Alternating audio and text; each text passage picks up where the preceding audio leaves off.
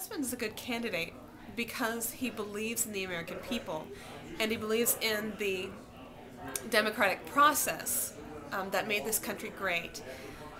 And he wants to give people a chance to allow themselves to represent themselves through his voice and to bring businesses back to Illinois and be a leader in the culture as well. We've moved so far away from our true values, away from the family, away from religion, away from self-sufficiency. And I believe my husband embodies all of those characteristics and wants to be those kinds of people's representative. I think the thing that struck me about Paul is that he adheres to the Republican platform. He's someone who, by his own nature and by his own beliefs, supports what is in the Republican platform. I don't think he had to study the platform to figure that out. He already knew it. It was already a part of him. And those principles are something that are ingrained in him. He didn't become a conservative politician in order to get elected. He is a conservative. And I think that's an important distinction between him and his opponent. In my eyes, I think that Paul's an excellent candidate because he represents the values that I hold dear to myself.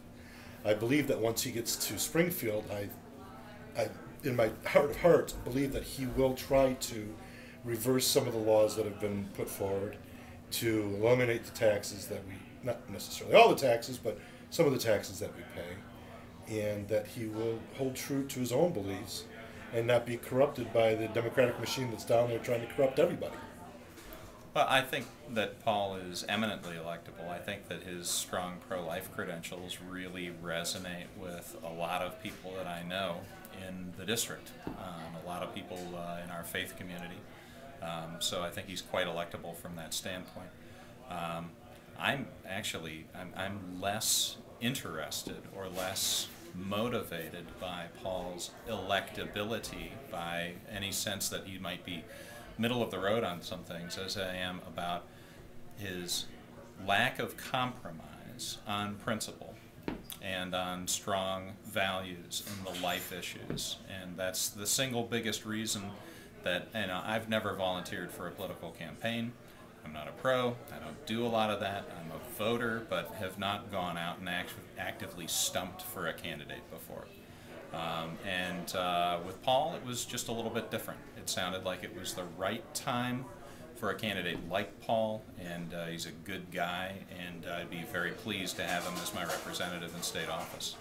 I'm Glenn Garamoni, RALC member, and I support Paul Mitchell for state rep. Paul is a conservative candidate, a true conservative that will reform the Republican Party and change the way things are done in Springfield. Paul is pro-life, pro-Second Amendment, and he's going to treat the taxpayers fairly, I believe.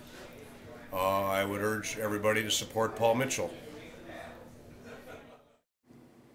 Help put a real conservative in Illinois 62's assembly seat. You can donate to Paul's campaign through his campaign website via PayPal. And you can learn more about him at paulfor62.com.